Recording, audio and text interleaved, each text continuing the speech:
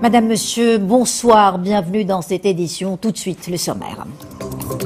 Nouvelle rebuffade pour les séparatistes. Le Salvador retire sa reconnaissance de la pseudo-race. Rabat et San Salvador, où le chef de la diplomatie marocaine était en visite, établissent une feuille de route pour intensifier leur coopération bilatérale. En Algérie, pour la première fois, la société civile a réussi à trouver un consensus pour une sortie de crise. Syndicats et associations se sont mis d'accord sur la nécessité d'une période de transition allant de 6 mois à 1 an. Nous irons à Fès suivre les pas des touristes. Leur nombre se multiplie. Comme chaque année en cette période du Festival des musiques sacrées, ils viennent par centaines découvrir cette ville fondée il y a plus de 12 siècles par Idriss Ier.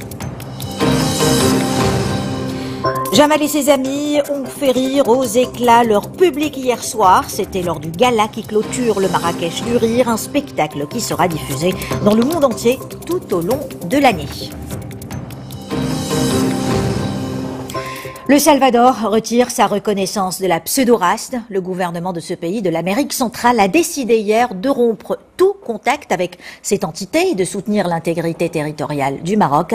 Cette décision a été annoncée dans un communiqué conjoint signé par le chef de la diplomatie du Salvador et son homologue marocain Nasser Bourita en visite dans ce pays. Rita Zahra. Cette poignée de main chaleureuse entre Nayib Bukele et Nasser Bourita est à l'image des nouvelles relations entre Rabat et San Salvador. Des relations qui connaissent désormais un nouveau souffle et pour cause, tout juste élu à la tête du pays le 1er juin dernier, le président de la République du Salvador vient de prendre l'une des premières grandes décisions de son quinquennat, le retrait immédiat de la reconnaissance de son pays, de la pseudo-race. Les relations avec le Royaume du Maroc étaient affaiblies depuis longtemps. Non seulement avec le Maroc, mais aussi avec le reste du monde arabe à cause d'une décision prise auparavant par notre pays qui n'avait pas de sens. Je pense qu'elle avait été prise pour des raisons idéologiques et non pour de réelles questions diplomatiques. Le Salvador ne peut pas reconnaître un pays qui n'existe pas. La race n'a ni population ni territoire. Je pense que nous faisons ce qui est correct. Nous rompons les relations avec la race, mais nous renforçons celles avec le Maroc et mettons en place un excellent accord. Une feuille de route de coopération quadriennale a en effet été mise en place par les deux pays. Le Maroc et le Salvador ont d'ailleurs signé un accord dans de nombreux domaines, notamment le tourisme, l'agriculture, la gestion des ressources en eau ou encore les énergies renouvelables. Le message que Sa Majesté m'a demandé de transmettre à Monsieur le Président est qu'il peut compter sur le Maroc comme un partenaire fiable qui développera avec le Salvador une coopération sud-sud solidaire et pragmatique. Donc aujourd'hui, c'est un grand jour pour les relations bilatérales entre les deux pays. Lors de cette rencontre, Nasser Bourita et Nayib Bukele ont également discuté de l'ouverture d'une ambassade du Salvador à Rabat, l'occasion pour ce pays d'Amérique centrale de plus de 6 millions d'habitants d'avoir un ancrage en Afrique du Nord, de l'Ouest ainsi que dans le monde arabe. Le président de la République du Salvador a également affirmé sa volonté de renforcer les relations de coopération avec le Royaume. En Algérie, pour la première fois depuis le début du mouvement de protestation de la société civile, a réussi à trouver un consensus pour une sortie de crise. Hier, lors d'une conférence très attendue, syndicats et associations se sont mis d'accord sur la nécessité d'une période de transition allant de 6 mois à 1 an, ainsi que sur l'installation d'une commission indépendante afin d'organiser des élections, le but étant d'aller vers une nouvelle république. Les détails avec Rita Zahra. Ils étaient nombreux à prendre part à cette conférence nationale de la société civile algérienne. Près d'une centaine d'organisations, des collectifs, associations, syndicats entre autres, se sont mis d'accord pour une transition démocratique dans les délais de 6 mois à 1 an et la mise en place d'une commission indépendante chargée d'organiser les élections. C'est la première fois qu'une centaine d'organisations, de syndicats, de corporations se retrouvent pour dire d'une voix commune ou exprimer d'une voix commune les attentes de la société. Depuis le début de la contestation populaire, c'est la première fois que la société civile apparaît unie. Un consensus formulé dans une déclaration commune. Elle constitue le résultat de longues séries de discussions entre différentes catégories socio-professionnelles. Il s'agit aujourd'hui d'un défi, un véritable défi que nous avons relevé, nous, en tant que société civile. Il faut dire que c'est un moment historique. C'est la première fois en tant que société civile qu'on se retrouve dans notre diversité avec cette prise de conscience et avec cette responsabilité. Cette réunion intervient au lendemain d'un 17e vendredi de mobilisation. Ces rassemblements populaires réclament le départ de tous les symboles de l'ancien régime sous l'ère Bouteflika. Les premières têtes commencent à tomber. D'anciens ministres et hauts responsables se retrouvent sur le banc des accusés, sous la pression de la rue. La passe d'armes verbales autour des attaques contre le golfe d'Oman se poursuit après une semaine marquée par des explosions mystérieuses contre des pétroliers. Le prince héritier d'Arabie Saoudite, Mohammed Ben Salman, accuse à son tour Téhéran d'être l'instigateur de ces attaques. Il réaffirme le soutien de son pays à la politique américaine visant à faire pression sur l'Iran. Nouvelle manifestation géante à Hong Kong. Des centaines de milliers de personnes. Les organisateurs parlent même de près de 2 millions ont encore investi le bitume malgré la suspension du projet de loi contesté sur l'extradition. Ils réclament maintenant la démission de la chef du gouvernement hongkongais, Carrie Lam. Nous revenons au Maroc à présent. Hier, 31 000 comprimés ont été saisis par la police à Agadir. De l'ecstasy et des pastilles hallucinogènes ont été découverts après une opération de perquisition suite à l'arrestation d'une jeune étudiante de 21 ans. 2 autres personnes ont été appréhendées. Direction maintenant la région de Driouech avec cette bonne nouvelle pour la commune de Hararcha. La chaleur de l'été sera plus douce cette année. Pour des dizaines de ses habitants, ils ont enfin l'eau potable dans leur foyer grâce à une association. Le reportage est de Fouad Azouzi. Commentaire Amina Madkhalak. Plus besoin de parcourir de longues distances pour s'approvisionner en eau potable. Les habitants de Douar al-Hararcha utilisent désormais ces fontaines fraîchement installées par une ONG de Marocains résidant à l'étranger. Nous devions parcourir plusieurs kilomètres pour trouver de l'eau potable. Cette initiative est un réel soulagement.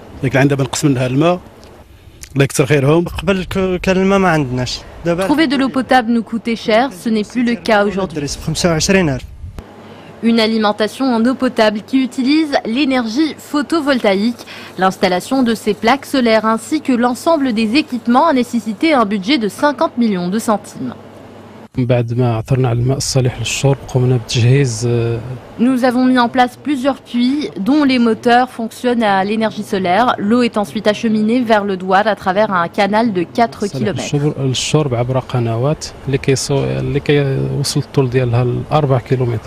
Au total, 30 familles bénéficient de cette initiative qui a permis de mettre en place 6 fontaines d'eau dans cette région et d'alimenter l'école et la mosquée du Douar en eau potable. C'était le dernier test pour les Lions de l'Atlas avant de partir en Égypte pour la Coupe d'Afrique des Nations. Un test dont le résultat était loin d'être satisfaisant. Les hommes d'Hervé Renard ont perdu 3-2 contre la Zambie cet après-midi à Marrakech. Les détails avec Jamal Oualam. Nous reviendrons plus tard à ce sujet. Direction Marrakech. Donc, c'était un week-end studieux pour 200 spécialistes de la communication et de la publicité. Depuis vendredi, ils participent à des ateliers et des brainstorming thématiques dans le cadre de l'African Crystal Media and Advertising Summit. Des prix ont été remis aux créateurs les plus ingénieux à la fin de cette 2e édition. Rita Saha. Une émotion intense. Beaucoup de joie. Megan Mikidouti ne s'attendait pas à une telle consécration. Cette Kenyane venue défendre un spot humanitaire s'adjuge le grand prix de l'African Crystal Media and Advertising Summit. Le jury est tombé sous le charme de cette belle initiative présentée par cette directrice de création. Les annonceurs ont attendu la tenue du match le plus important de Première Ligue de leur pays et ont demandé aux joueurs de rentrer sur le terrain avec la photo d'enfants perdus. Une opération qui, en seulement quelques heures, a porté ses fruits. Beaucoup de médias et de chaînes d'information ont parlé de notre initiative. Grâce à cela, 3 enfants ont été retrouvés. Pour moi, c'est le prix le plus important. Et avec ces autres trophées, eh bien, je remercie beaucoup le Festival Cristal.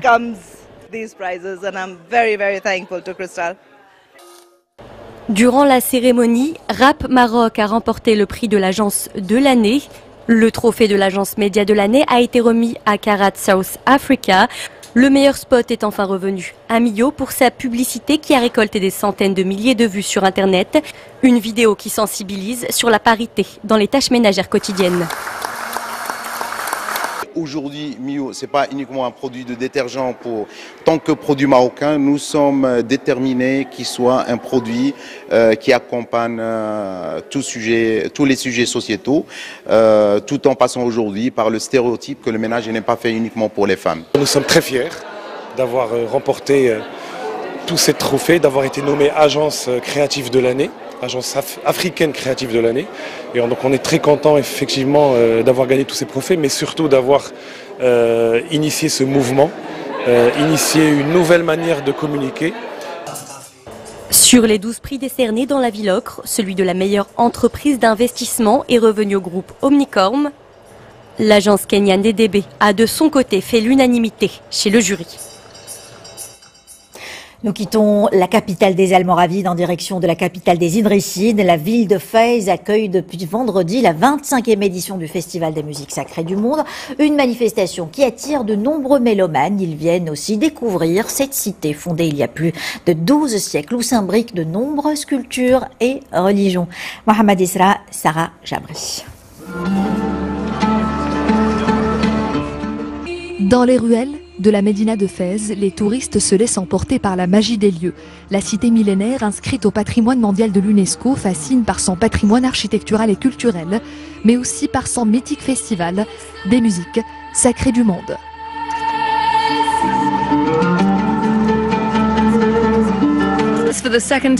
C'est ma deuxième fois à Fès, j'adore cette ville, son esprit, son histoire et ses traditions. Je viens aussi pour assister aux soirées du festival des musiques sacrées. Je viens d'Angleterre et c'est la première fois que je découvre cette ville magnifique. Je suis venue pour le festival. La soirée d'hier était fascinante. Une fois la nuit tombée, la magie du festival opère. Les artères de la Médina sont envahies par des centaines de festivaliers, petits et grands. Ce soir-là, sur la place Baboujloud, le public découvrait la splendeur de l'art de la Hadrach Fchaounia à travers la prestation de l'ensemble Rhoum Bqali.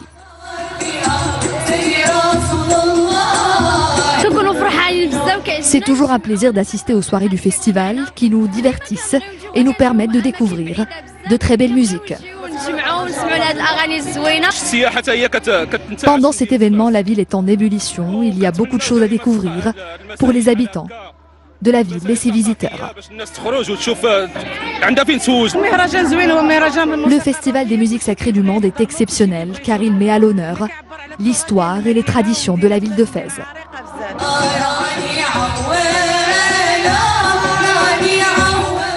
Fès, une cité impériale, capitale spirituelle du royaume, une ville ouverte sur le monde et qui a toujours été un carrefour des cultures et des civilisations.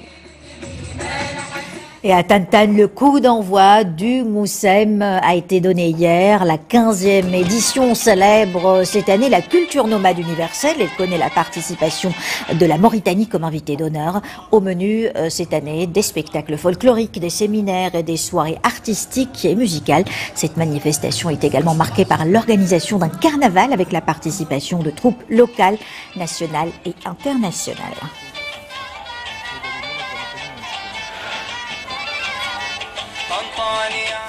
Nous revenons dans la ville Ocre où le rideau est tombé hier sur le Marrakech du Rire, une clôture marquée par le spectacle Jamel et ses amis. Le fondateur de ce festival qui célèbre cette année son 9e anniversaire était sur scène, entouré d'une belle brochette d'humoristes des deux rives de la Méditerranée. C'était une belle gymnastique pour les zygomatiques. Isa Chakri. Soirée phare du Marrakech du Rire, le gala Jamel et ses amis a réuni cette année encore de grands noms de l'humour français aux côtés de nouveaux visages talentueux. Une soirée qui vient clôturer cette 9e édition et pour le fondateur du festival, la troupe Humouragie a été un réel coup de cœur. Merci. Humouragie qui nous ont donné un spectacle absolument incroyable ici. Hamroli Yaoujé. Ils étaient d'un professionnalisme dingue. Et je me suis rendu compte aujourd'hui, ça fait 9 ans qu'on travaille avec la scène marocaine, qui sont du même niveau que les Américains, que les Français, que tous les gens avec qui j'ai travaillé. Et non seulement j'étais heureux, mais ça m'a inspiré, ça m'a donné de la force. C'est eux qui m'ont donné de la force cette année, c'est pas le contraire. Un spectacle exceptionnel et inédit pour une soirée placée sous le signe de la bonne humeur qui n'a pas manqué de séduire l'auditoire. C'est un superbe spectacle, on a très bien aimé et ça s'est très bien passé, super ambiance et il n'y a rien à dire. C'était magnifique, on s'est bien éclaté, il y avait une bonne ambiance sur scène et également au niveau des spectateurs, donc franchement c'était top. Plus de 3000 personnes ont assisté au gala Djamel et ses amis, qui reste sans conteste le rendez-vous le plus attendu du festival. Une bonne humeur contagieuse, même à 250 km. Et ne manquez pas ce soir à 21h45 le documentaire Dans la tête de Jamel Debbouze dans la case des histoires et des hommes. Un film très personnel, une immersion inédite dans l'intimité de Jamel Debbouze. Et je vous propose à présent de découvrir les créations de Zineb Bennis, une artiste autodidacte qui promène ses pinceaux instinctivement sur ses toiles et utilise des pigments au gré de son humeur en toute latitude sans aucune sorte d'académisme. Vous pouvez découvrir sa première exposition à la galerie So Art à Casablanca jusqu'au 12 juillet. Rita Saha. Des formes abstraites qui d'un regard prennent vie, de la peinture noire qui semble s'être écoulée par inadvertance et qui donne naissance à ces visages, tantôt féminins, tantôt masculins. C'est ainsi que se présentent les 28 tableaux de cet artiste autodidacte. Au fil de ses toiles, Zineb Bennis nous révèle le déchaînement de sa main portée par l'émotion. Le titre de l'exposition Sur le fil représente un petit peu ce parcours que j'ai eu, qui est un peu d'extrême, on va dire, de changement, un peu en 360 degrés de mode de vie. C'est à l'aide d'un couteau que Zineb Bennis donne vie à ses toiles, laissant couler la peinture au mouvement de sa main, une technique rendue célèbre par l'artiste américain Jackson Pollock.